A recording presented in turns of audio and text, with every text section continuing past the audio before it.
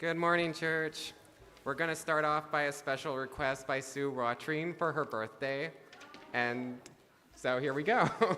There's a dedication in the program, and she says, "Thank you, Jackie Sandberg, for creating this special music to commemorate Sue Rotrine's 85th birthday." Happy birthday, Sue.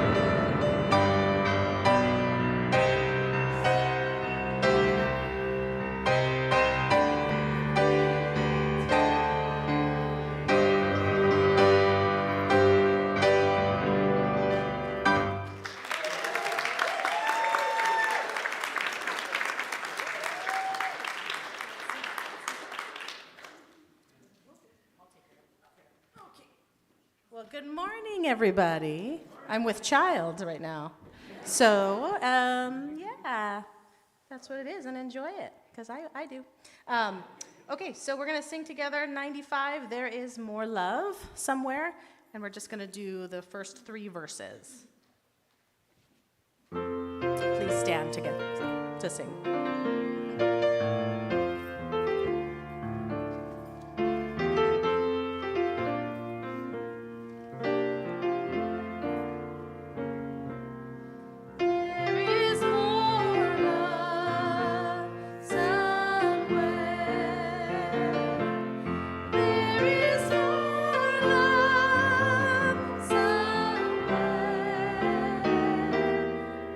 Gonna keep on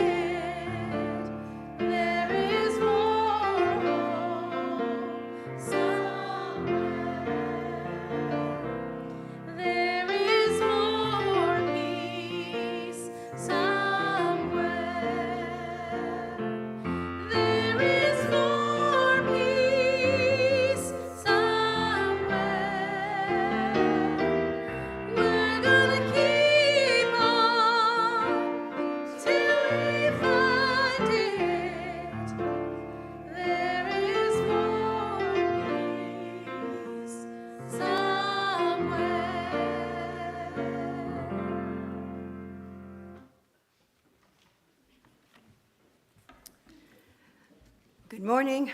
I'm Karen Doran Steele, today's lay leader. I welcome all to the Unitarian Universalist Church of Spokane, including those who are here in the sanctuary, people who are streaming with us, and those using Zoom to participate. We're glad you're with us. Whether you're here in our sanctuary or attending remotely, it is here that we join to create a nourishing religious home with a mission to champion justice, diversity, and environmental stewardship in the wider world, or as we say more briefly, to create community, find meaning, and work for justice.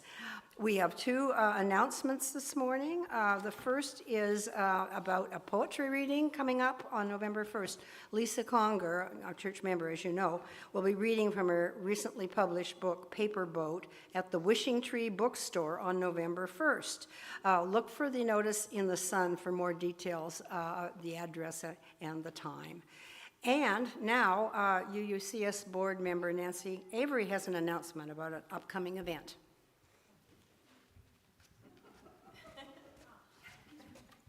Good morning. If this is your first time here, no, I don't always dress like this. I am here to promote the Halloween concert being held here Thursday at 6:30. Tickets are $15 each or 2 for $25. Kids are welcome free. There's going to be crafts for them to do, so they'll stay busy. Performing that night are our own Riche on vocals and Jackie on the piano. Okay, Dan Lane on the cello and vocals, Bob Marlowe guitar and vocals, and Scott Brownlee on bass. It'll be an hour and a half of great music, maybe even some you can dance to. Beer and wine are available that evening for a suggested donation of $5, and I'll have apple cider. Costumes are strongly encouraged, and I have eye patches for sale so you could have a costume today when you leave for a donation of $3. It's going to be a fun evening, and our wonderful daycare providers, Emma and Bella, are going to be keeping an eye on the kids so you can enjoy yourself. So I have tickets for sale in the back. You can buy today, you can buy the day of at the door, or you can go online and donate online. Just be sure and mark it concert, okay? Hope to see you at the back table. Thanks, whoops, thanks.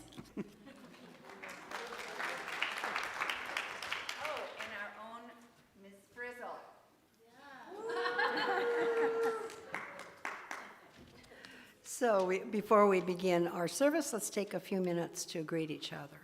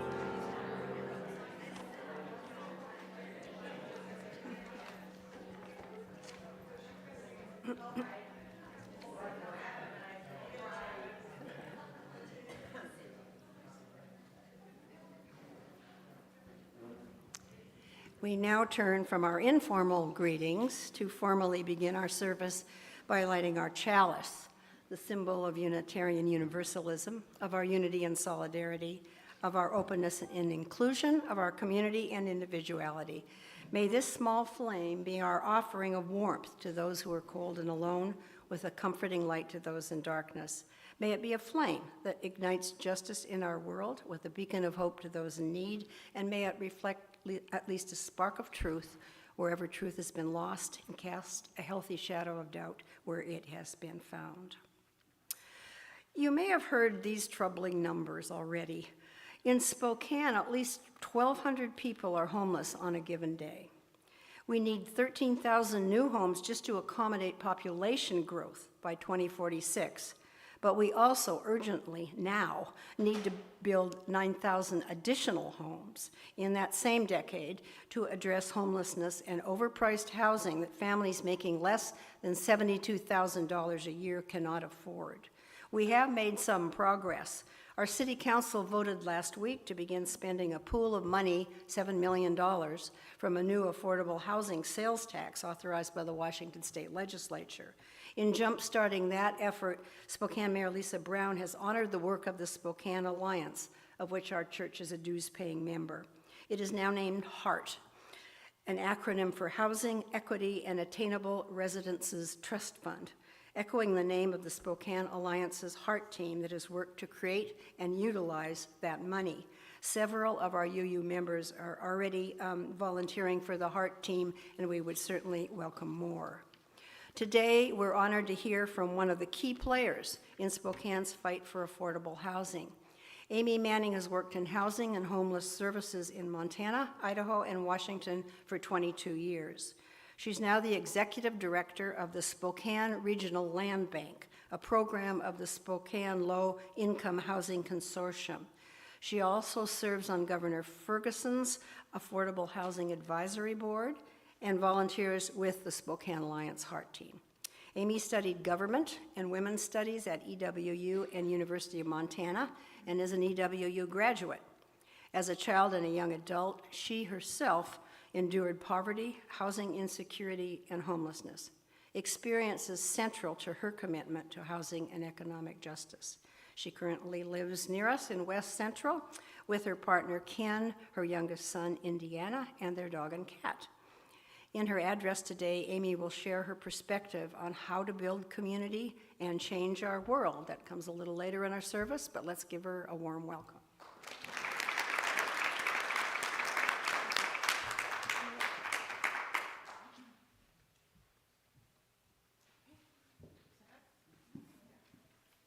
All right, if you can please stand, and we're going to sing again together. And this is called Comfort Me. And we're singing only 3 verses, first, second, and third.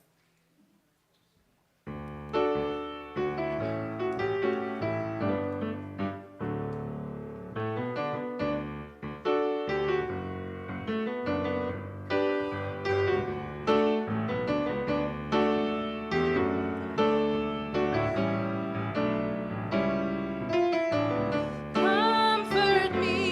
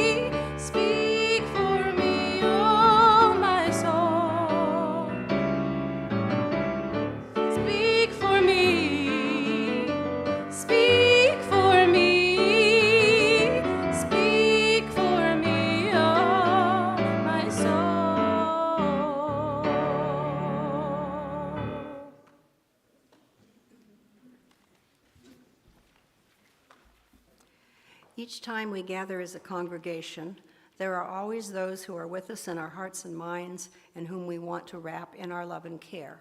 We light a candle for them this morning. We also light a candle for the people of Ukraine, still under attack by Russia after more than 3 years.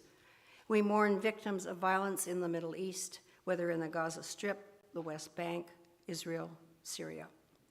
We also deplore threats to free speech in our own country, attacks on immigrants by Trump's ICE force, and the astonishing destruction of the East Wing of the White House to create a billionaire-funded ballroom. Let us share a moment in silence, embracing others who are here in our hearts. You are welcome to say their names, those named aloud and those remembered in the silence we hold in our community of compassion.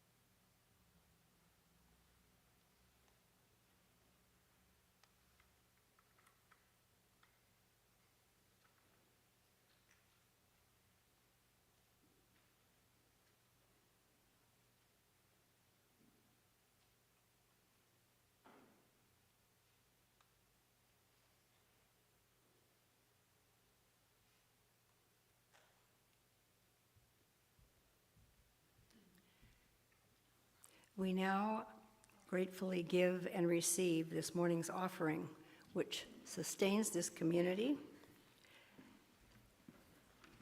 and its mission to the larger world.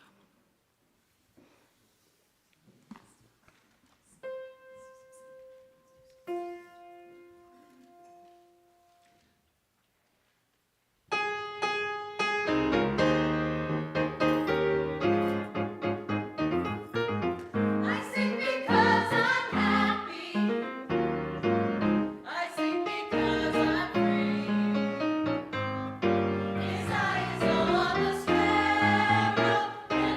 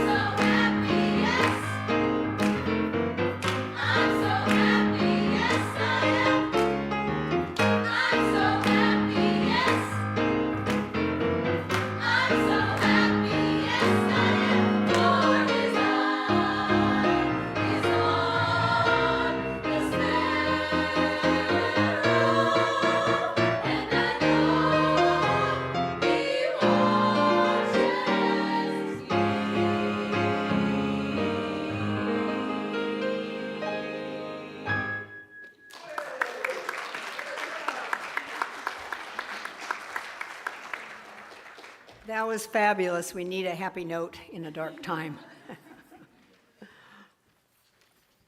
As we prepare for meditation, I invite you to get comfortable. Oh, I'm sorry. We did things a little differently the first service, but want to give the kids a chance to hear their story and then leave before we start meditation. So if you are a child who would like to come forward for our Time for All Ages, you're welcome to come forward.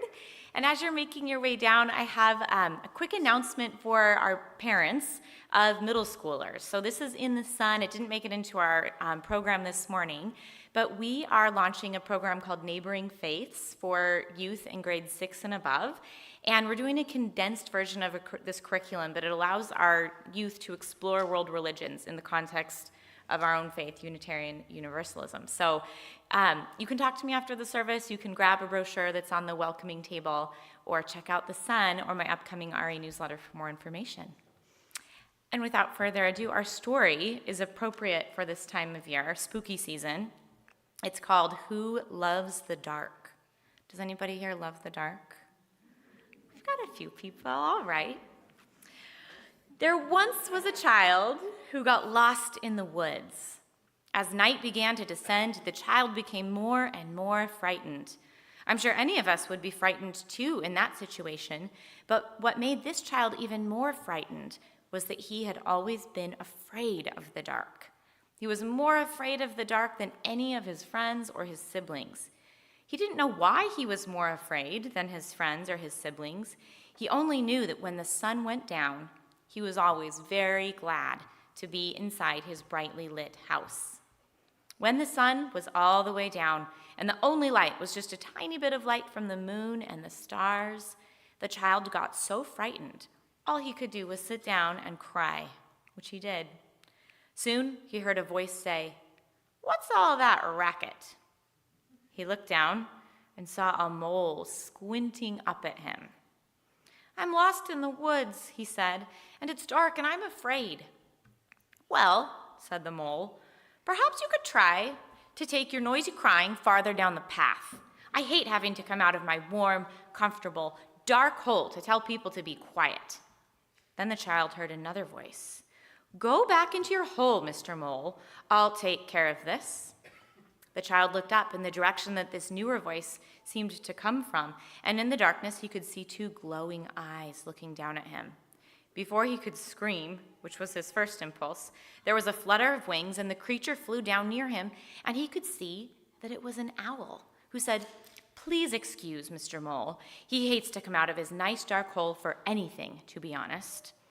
At this, the child burst out crying even harder, because as frightened as he was of the dark, having non-human animals speak to him was a little frightening in itself.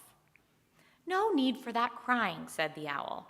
"If you just give me your address, I can guide you home." With that, the child did indeed stop crying, partly out of relief that someone might be able to lead him home, and partly out of curiosity as to how an owl could locate his home with or without the address. But deciding he had little to lose, the child choked back his tears and replied that he would be very grateful to be guided home, and he gave the owl his address. And I hope everyone here has his or her address memorized in case an owl ever has to guide you home. So this strange pair headed off through the dark forest in what the child hoped was truly the direction of his home.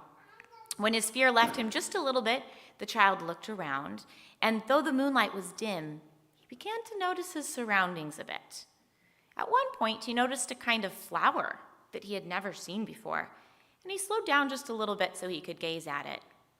"That," said the owl, "was an evening primrose. Did you know that there are some flowers that bloom only at night? There are moonflowers and night gladiolas too, flowers you would never see if you didn't go out at night." After a while, the owl said, as if musing aloud to herself, "And of course, there are animals too who love night and darkness. Me, for example, I love the dark. In the daytime, the light hurts my eyes, so that's when I like to go into my tree and sleep." To this, the boy replied, "Well, I like the daytime. I can see to kick a ball. I like the hot sun at the beach. When the dark isn't scary, it's just boring." "Boring, you say?" replied the owl. and she clearly had some opinions to express on this point. But just then, there was a fluttering and a squeaking around their heads. It took the child a few minutes to figure out what it was, and he shrieked, "A bat!" And he started flailing his arms to knock the creature away, shrieking the whole time. The shape backed away, hovering just out of reach, said, "Excuse me, that's just my way of saying hello." "Well, hello to you, Mr. Bat," said the owl. "This child was out here lost in the forest, and I'm helping him find his way home. You're not hurt, are you?" "Well," said the bat, "I'll probably have a bruise on my backside, but I think I'll live." "But you're a bat," said the child, "a creature of darkness. Weren't you trying to drink our blood?" "No," said the bat, "but I've been eating lots of yummy insects who would have been biting you if I hadn't been around. Anyway, I couldn't help overhearing what you said about darkness being boring. If you want to come just a little bit out of your way, I can show you something really exciting." "My parents always told me never to go any place with strangers," said the child. "Owl will vouch for me," said the bat. "We've known each other for years and years." Owl agreed that Mr. Bat was indeed an upstanding citizen, so the group went off the path and traveled through the deepest forest for what seemed like just a few minutes, and they came out onto a dark beach. "Here we are," said the bat. And before them was the most beautiful sight the boy had ever seen. The stars glimmered over the ocean, and he felt a deep, deep peace, even in the darkness. So happy Halloween, and please join me in singing the children out to Children's Chapel.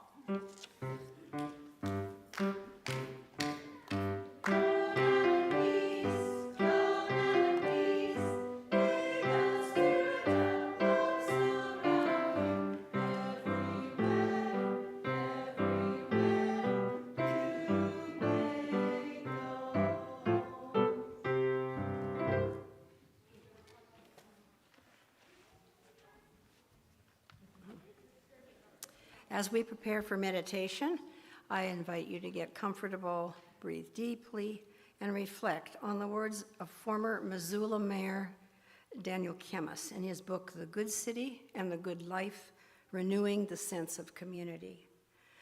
As cities come to understand that they themselves cannot survive if their children have no hope, the nurturing of hope becomes part of the city's work, and with it, the nurturing and rebuilding of trust, without which democracy simply disintegrates.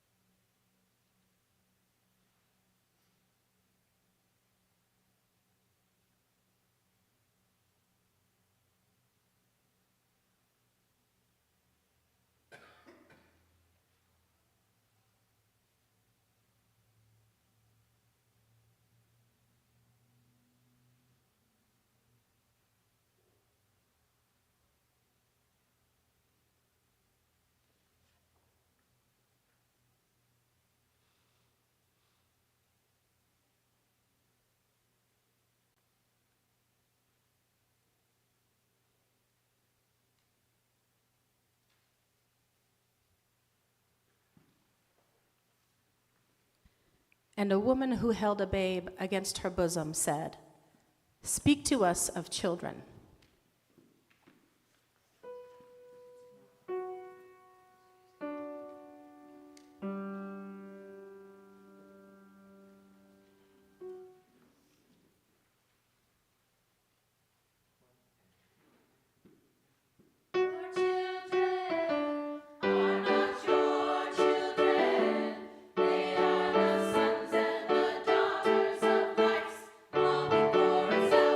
They come through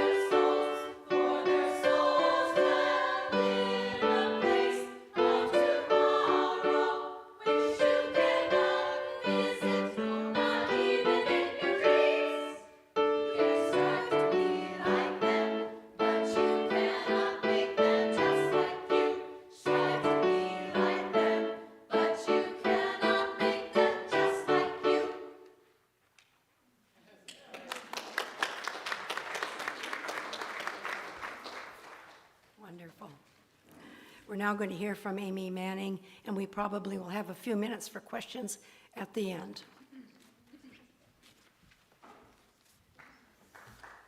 Oh, thanks. Thanks for having me here. My name is Amy Manning, and I have worked in housing and homelessness for 22 years, which seems like a really long time at this point. I want to really ground us in this moment as far as our community. I think there's a lot of conversations about where people are from and whether they deserve care or not, whether that is nationally, internationally, or in our local community. I've been doing this work for a long time, and this is sort of the ugliest moment that we've had for how we talk about folks who have struggles and are down on their luck. So I want to say that how I'm not from Spokane. I grew up across 6 different states and went to 30 schools. I did graduate from Rogers High School, but I went to 6 different high schools. And so I want us to all think about like how we look at our neighbors and how we care for each other and what we're called to do. So just a quick apology, I forgot to print out my speech, so I'm going to be looking at my phone a little bit, not because I'm not happy to be here, but because, well, printing sometimes is hard. As we enter another winter in Spokane, I can't help but think and be reminded of the coldest winter of my life. It was bitter and the schools were closed, and I was in Montana, so closing the schools was not something that happened very often. They made us muscle through. It was a really rare event for a Montana winter. My family was huddled together. We had our heater had went out, and we had it fixed, and then it went out again, and we heard this loud bang. And in 30 minutes, our house and all of our belongings burnt to the ground.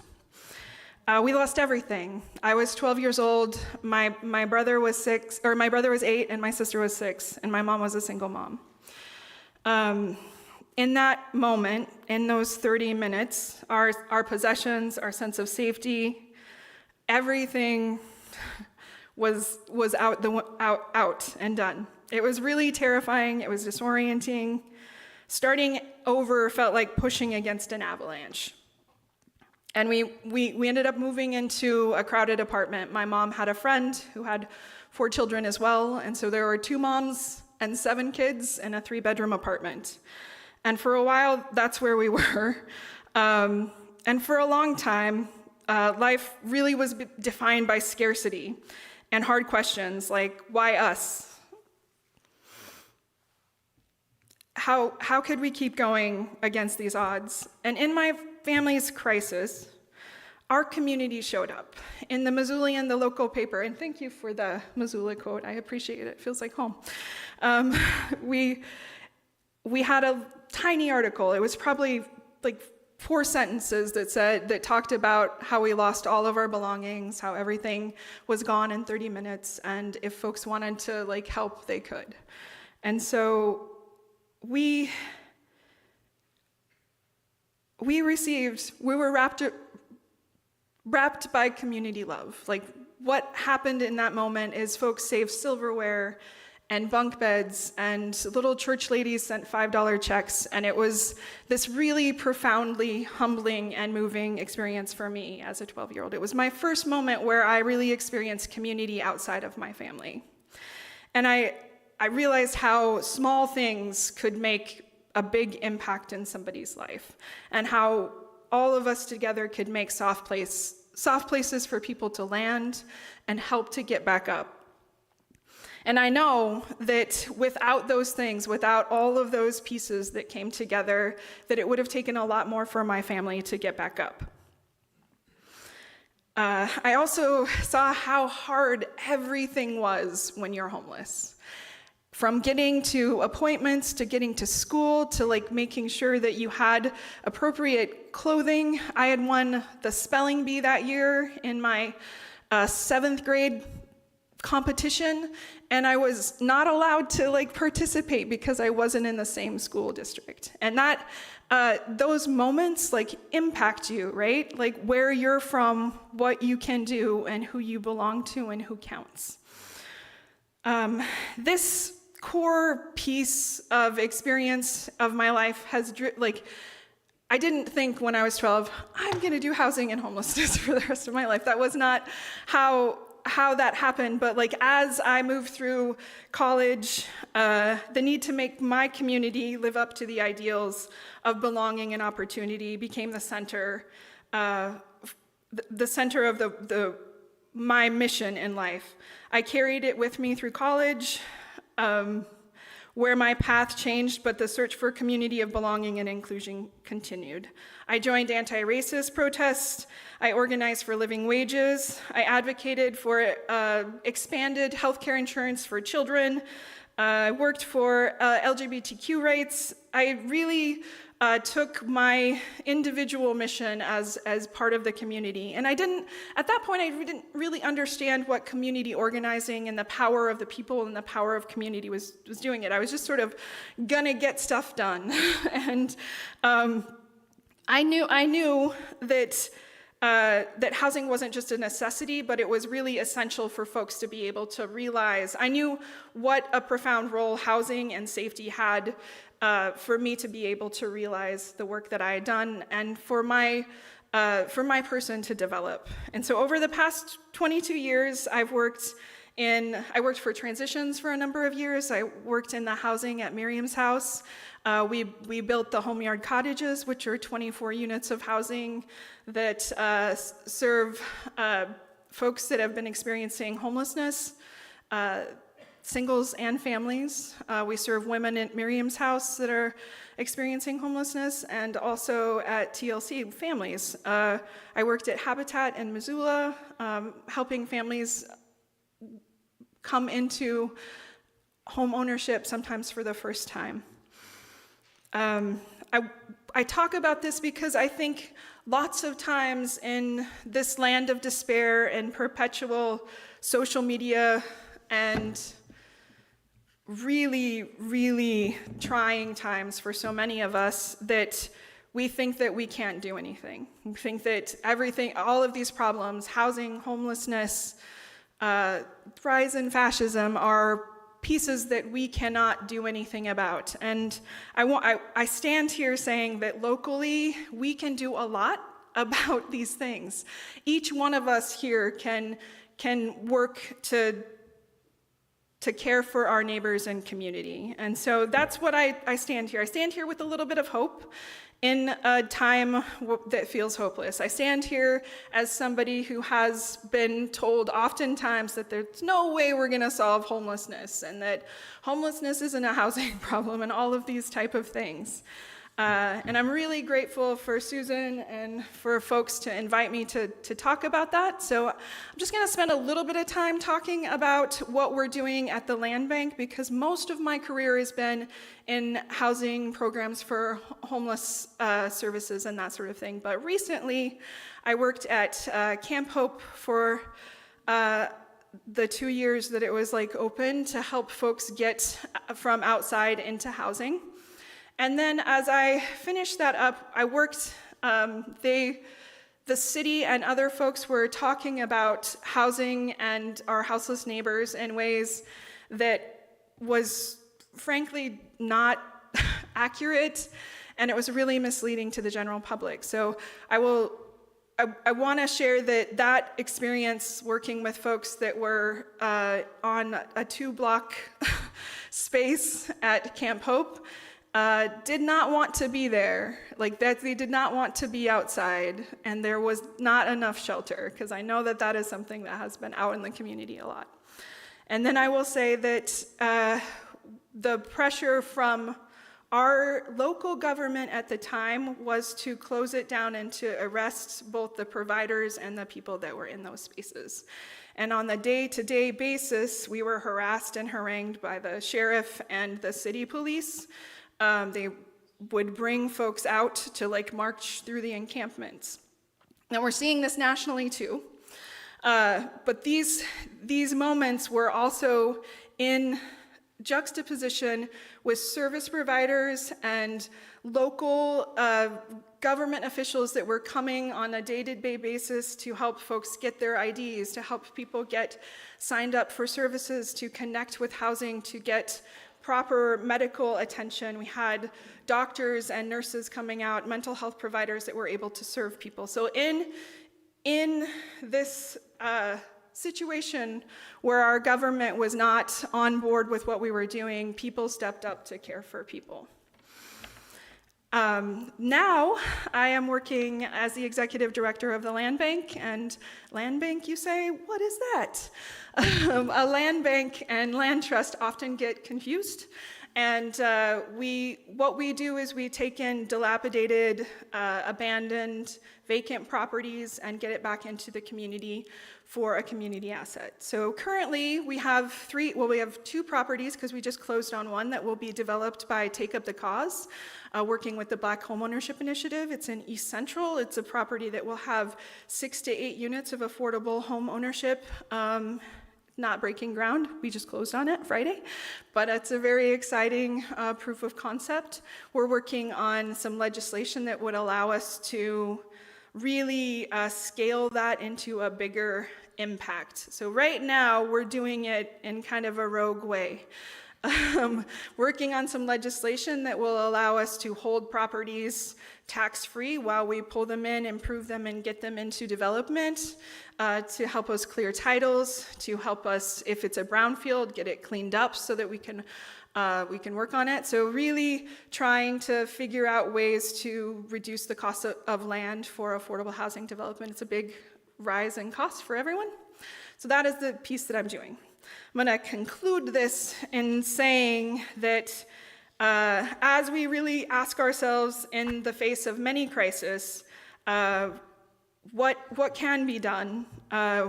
We can easily be driven to despair and apathy, but action is really the answer, and using our precious time and energy and using that together, like really getting organized. I know that you all work with the Spokane Alliance.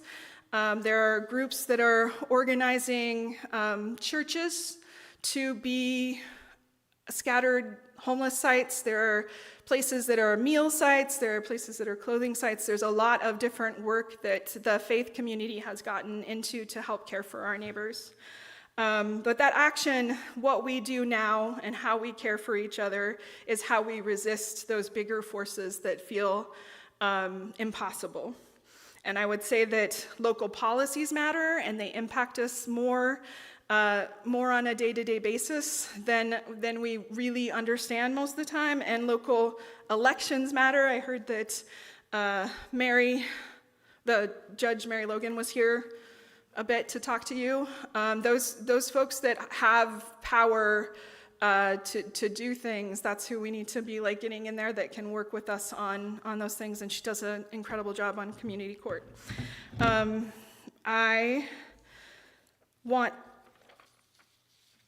want to like open it up for questions of how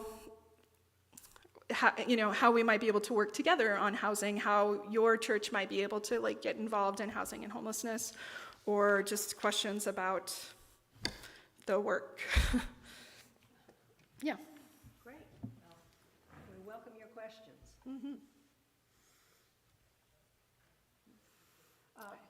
Susan. How does property or land come to your attention in working to the land bank?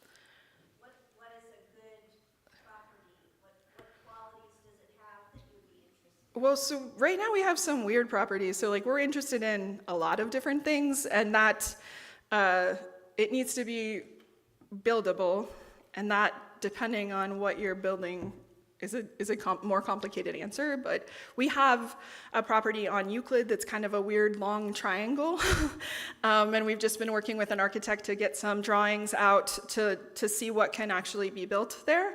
And then we have another one that is on Wilson that's sort of got some elevation and trees and things on it that have some other challenges. But like, so challenged property, we're interested in property that maybe is sitting there and not being of use, right, is really the key for land banks. Is we really want to take in stuff that's not being utilized, underutilized, or it's just kind of sitting there. I lived next to a vacant house for almost 10 years. It had been vacant for 30. During that time, that house was vacant. My car was stolen. We had 2 car windows broken. We had 2 bikes stolen. Now we have a lovely neighbor who works at Lutheran Community Services, and we have not had that problem at all. So being able to really transform some of those vacant and abandoned properties into community assets. So I don't have a checklist because it gets so complicated. Yeah. Okay. Oh, we have a mic. We have the technology now. Are you, Kinda. is it on? Okay. Are you building individual homes or multifamily homes? So the land bank doesn't actually build. The land bank is a pass-through. Like, we take it in, get it ready to build, and then we identify the developer that's able to like realize that vision. And so we don't technically build, but we are. So right now we just have smaller infill parcels, but we have a developer that has offered to sell us at half price, like 50 lots. But it's in Lake Tahoe Hills, and so there's some other challenges around that. But we could potentially have larger parcels. We also are working with the Washington Department of Transportation, the city of Spokane, on surplus properties that are just kind of sitting there that they're not doing anything with. So everything, the land bank can take in everything to a small, tiny, weird triangle parcel like the one on Euclid, or something like 50 lots in the Lake Tahoe Valley. Mm-hmm. Hi, Dan. Well, earlier this year, I met with you and a couple others. Yes. And we were exploring at that time a minimalist type of housing, primarily looking at something that would be mass-produced in a plant. And it looks like you've kind of moved from that to working, with existing housing that you're rebuilding and so on, as you just discussed. Is there any chance, or are you looking at going back, working with churches and putting minimal shelters there that would be just a place where the people that are sleeping under bridges and so on can go in at night, have a bed, have lights, and have shelter and security for the night? Are you looking at that? Yeah, so that's a really great question, and it does remind me of a stripe of what the land bank is working on that I did not mention, which is we are part of a group that's working on with Drew Peterson on faith-based properties, and that group is called Liminal Lands Consultants. It has just recently came up with that name. I've been calling it the Church Land Development Team. So in that area, we're really taking the time to meet with congregations and leadership that want to look at land stewardship as part of their extended mission.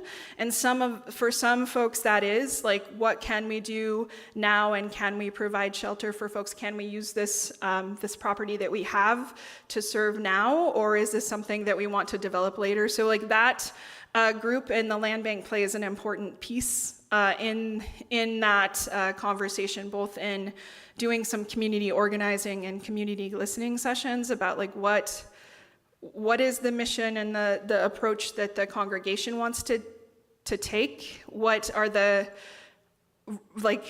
responsibilities that would kind of bring up, and kind of walk through that. So if you're interested in that, the liminal lands do, I think we're doing 3 a year working with congregations. So it's kind of a cohort that does a discernment about what your mission is, who do you want to serve, what can you do, is this something that you want to kind of move through? And the focus for us, our expertise is around housing and homelessness, but that doesn't mean that's what your congregation has to decide on, because it's whole conversation about community service and things. There's one person in the back, and then, yeah. Does that make sense, Dan? Does that answer your question? Okay. Hi, thank you for being here. My question is about kind of policy and legislation. I guess I see some of the things like, you know, if you're evicted, you can't rent for 7 years, or some of the ways that landlords will add fees to rent ledgers, and then people will get evicted and then they can't rent.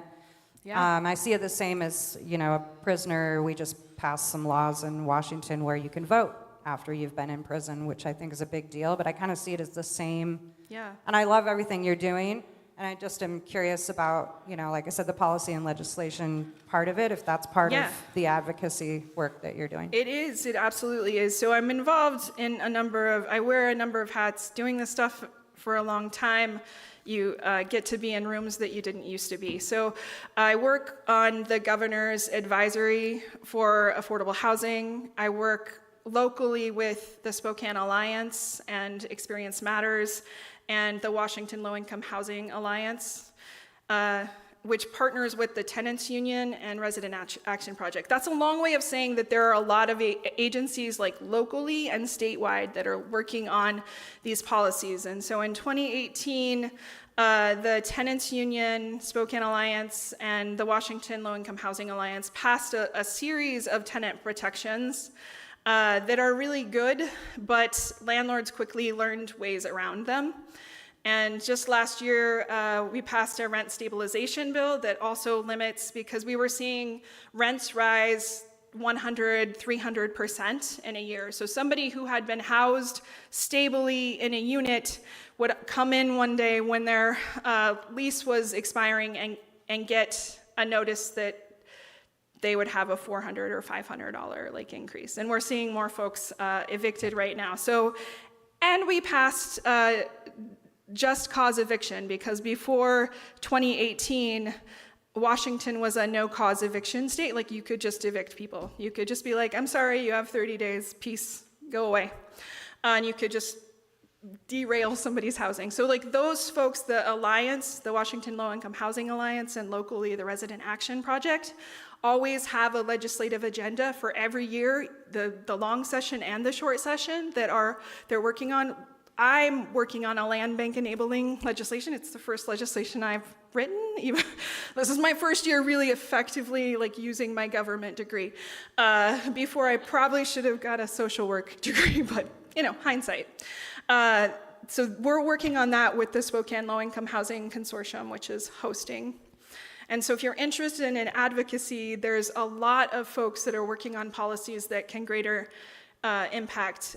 Locally, that Experience Matters group that I founded, we work on local homeless policy and organizing folks. And currently, on Monday, they'll vote on an initiative called Home Starts Here. And most of it's really good. It does give a lot of discretion to the police, but we really don't have the votes currently on to push back on it. So it does rely on organizing folks like you to like call their city council members and say, hey, you're doing that. So if you're interested in that, I did put together like some organizing and policy advocacy sheets that are on that table right next to you that have those organizations, so that I just sign up for the alerts. So you don't have to, like, I can say this because I've been in it for 22 years, but like, you don't have to do that. You can just sign up for with the people that like are working on the things that you want to work on, and they'll give you alerts and tell you like what they're working on. So. We have time for one more. Okay. Yeah. Here comes Tom.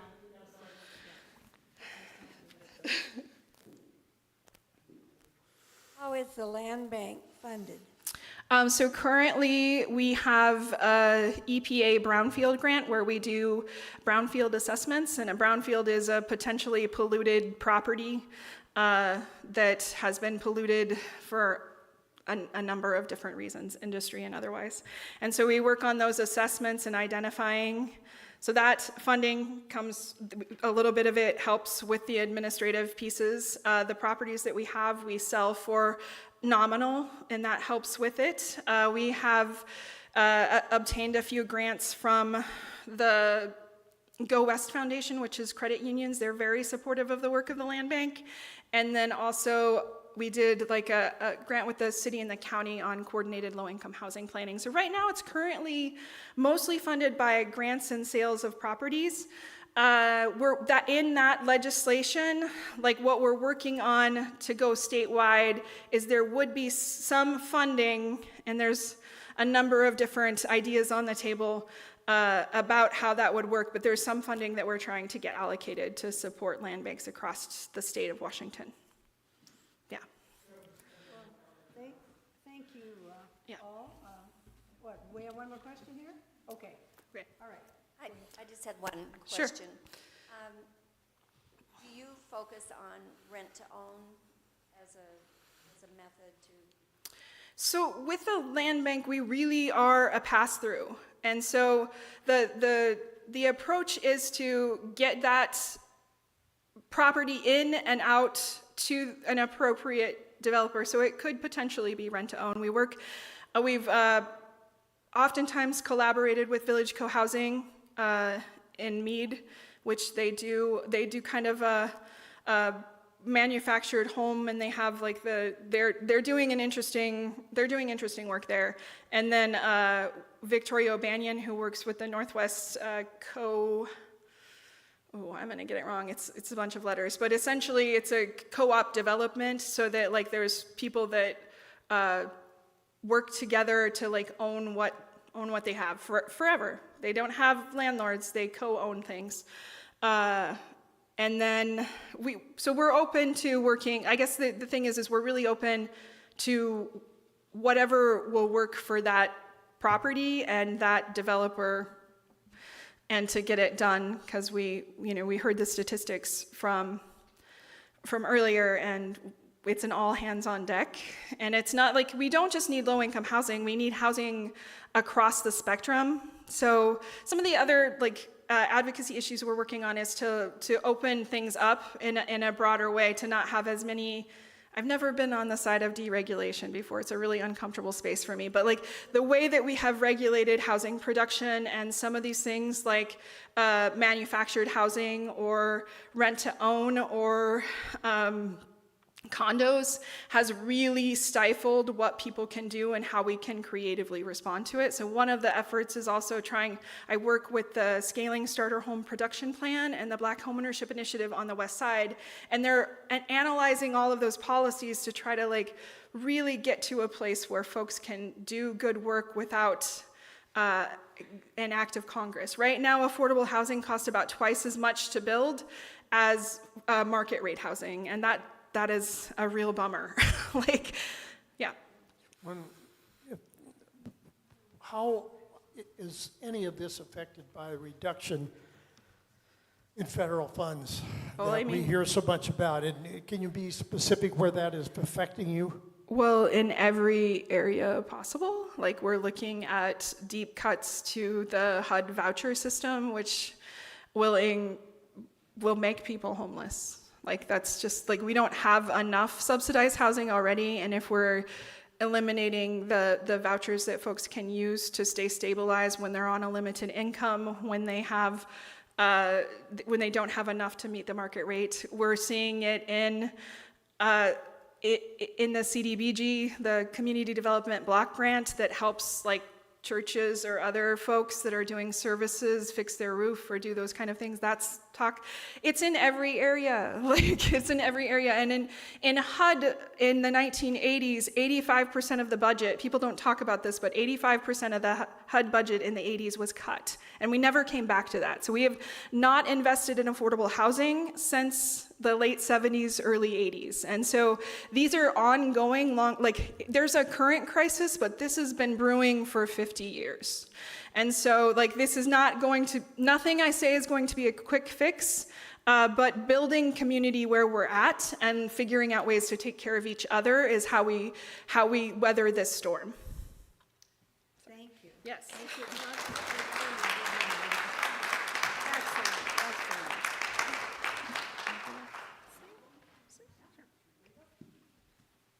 All right, let's stand and sing together. That's right. Though I may speak with bravest fire, which is 34 in your hymnal book.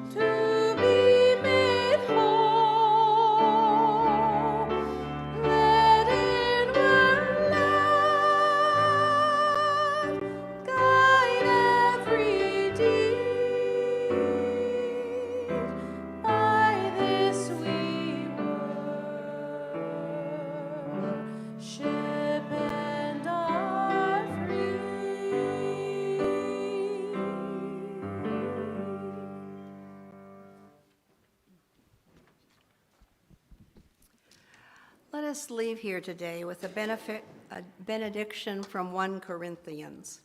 Keep alert, stand firm in your faith, be courageous, be strong. Let all that you do be done in love. Amen. Blessed be, salam alaikum, and shalom.